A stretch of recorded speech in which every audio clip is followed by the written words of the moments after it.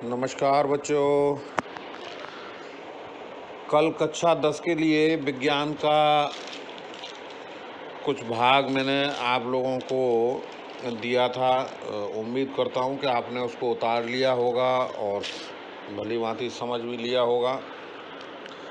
उसी क्रम में आज बच्चों हम शुरुआत करेंगे अब आगे उससे। कल मैंने 5 टॉपिक आपको दिए थे, आज 6वां टॉपिक है। तो इसमें जो 6वां टॉपिक है बेटा, वियोजन या अपघटन अभिक्रिया। ये वियोजन या अपघटन अभिक्रिया क्या होती है, इसको हम इस तरीके से समझ सकते हैं कि ऐसी रासायनिक अभिक्रियाएं जिनमें एकल अभिकारक अथवा यौगिक, जिसे हम यौगिक भी कहते हैं, तो वे रासायनिक अभिक्रियाएं जिनमें एकल अभिकारक टूट करके 2 या 2 से अधिक उत्पाद बनाता है, तो ऐसी अभिक्रिया को हम वियोजन या अपघटन अभिक्रिया कहते हैं। बच्चों, इस वियोजन अभिक्रिया में ऊष्मा का अवशोषण होता है। चूंकि इस अभिक्रिया में ऊष्मा का अवशोषण होता है, इसलिए इन्हें हम ऊष्माशोषी अभिक्रिया भी कहते हैं। ये 3 रूपों में होती है। पहला जो रूप है इसका वो है ऊष्मा का, दूसरा तापन और तीसरा विद्युत धारा।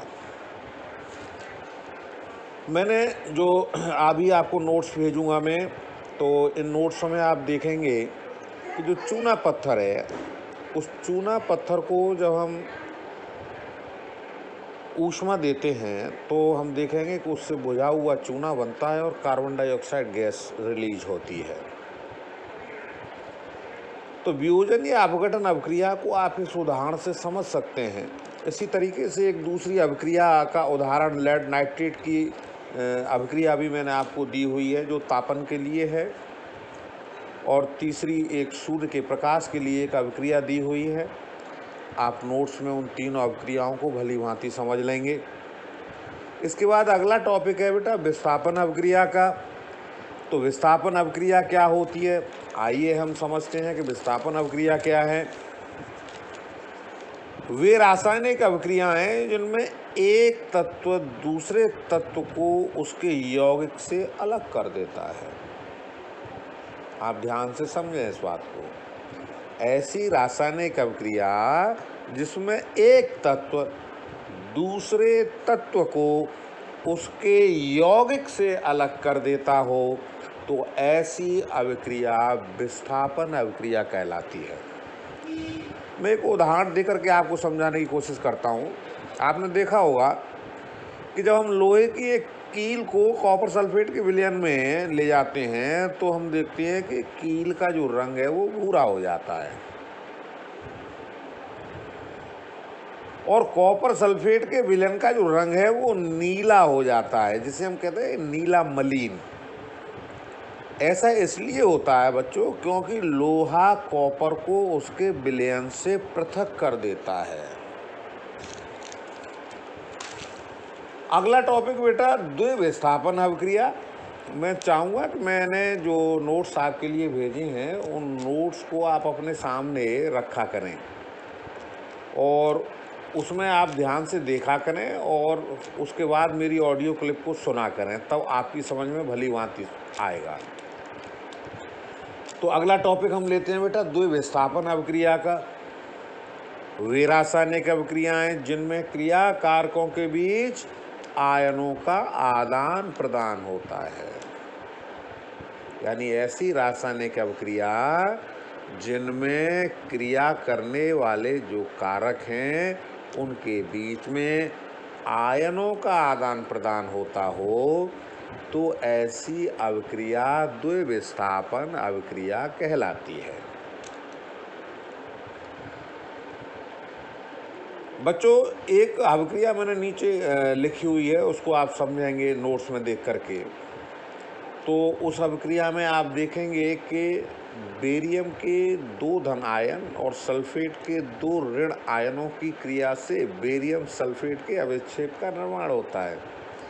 नीचे अभिक्रिया मैंने लिखी हुई है, नोट्स में आप देख लेना उसको। BaCl2 + Na2SO4, BaCl2 यानी बेरियम क्लोराइड, Na2SO4 यानी सोडियम सल्फेट, और जो बनने वाले उत्पाद हैं बेटा VaSO4 यानी बेरियम सल्फेट प्लस 2 NaCl यानी सोडियम क्लोराइड। इसको समझने के बाद अगला टॉपिक बेटा उपचयन एवं अपचयन। वे रासायनिक अभिक्रियाएं जिनमें एक अभिकारक का उपचयन हो और दूसरे अभिकारक का अपचयन हो, तो ऐसी अभिक्रियाओं को उपचयन अपचयन अभिक्रिया कहते हैं। ऐसी अभिक्रियाओं को बच्चों रेडॉक्स अभिक्रिया भी कहते हैं। पेपर में ये प्रश्न जो है उपचयन एवं अपचयन वाला जो टॉपिक है वो इस तरीके से भी आ जाता है कि रेडॉक्स अभिक्रिया से आप क्या समझते हैं, तो उसमें भी आपको यही उत्तर देना है। एक बार पुनः समझें आप। वे रासायनिक अभिक्रिया जिनमें एक अभिकारक का उपचयन हो और दूसरे अभिकारक का अपचयन होता हो, तो ऐसी अभिक्रिया को उपचयन अपचयन अभिक्रिया कहते हैं। इन अभिक्रियाओं को हम रेडॉक्स अभिक्रिया भी कहते हैं। अभिकारक में ऑक्सीजन का जुड़ना या फिर हाइड्रोजन का निकलना, यानी अभिकारक जो होते हैं उसमें या तो ऑक्सीजन जुड़े या हाइड्रोजन निकले, और उपचयन तथा ऑक्सीजन का निकलना अथवा हाइड्रोजन का जुड़ना। जो उपचयन है, उपचयन में क्या होता है, ऑक्सीजन का निकलना अथवा हाइड्रोजन का जुड़ना, ये अपचयन कहलाता है।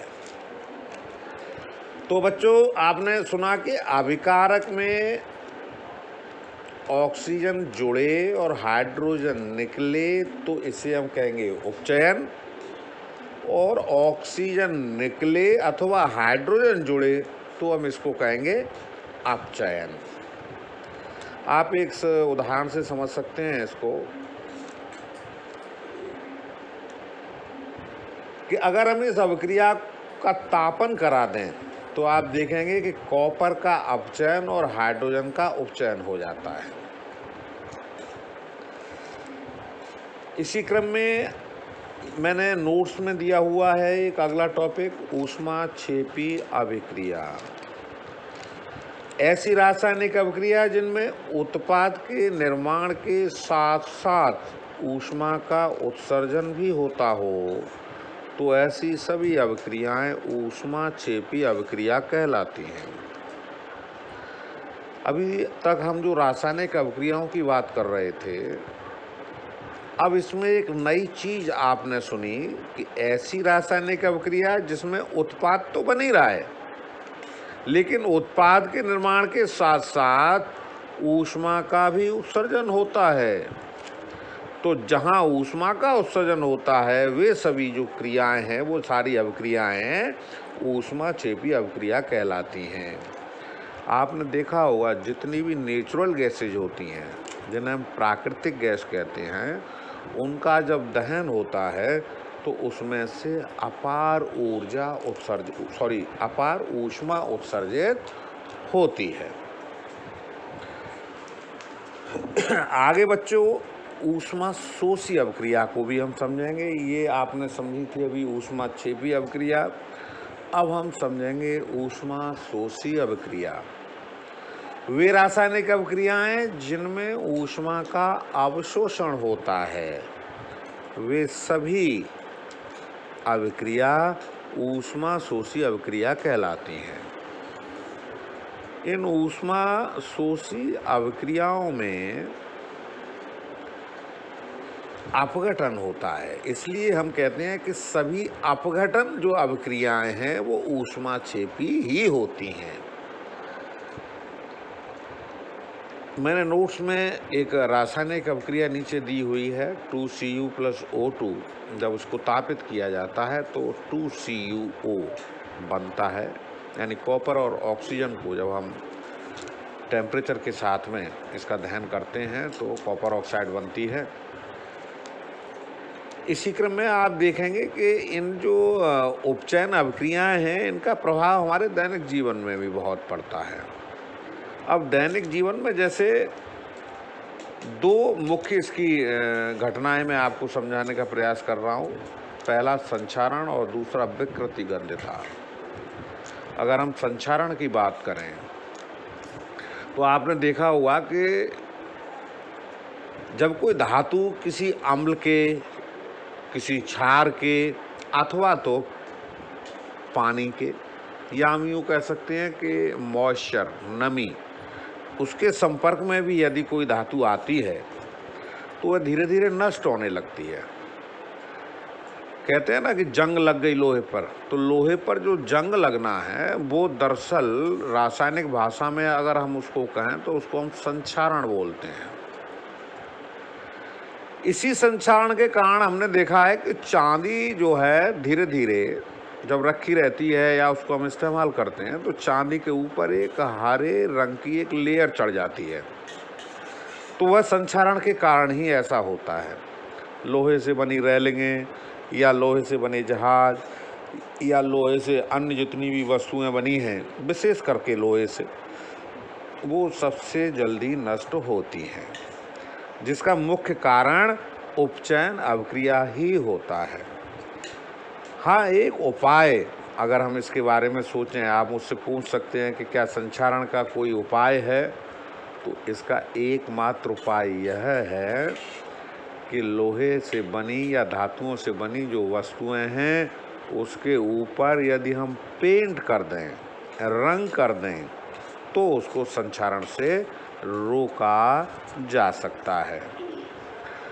आपकी परीक्षा में एक अंक का ये टॉपिक आता है कि संक्षारण से आप क्या समझते हैं। तो संक्षारण को आप एक साधारण भाषा में क्षरण कह सकते हैं, जिसमें धातुओं का क्षरण होता है। क्षरण यानी धीरे धीरे उसका नष्ट होना।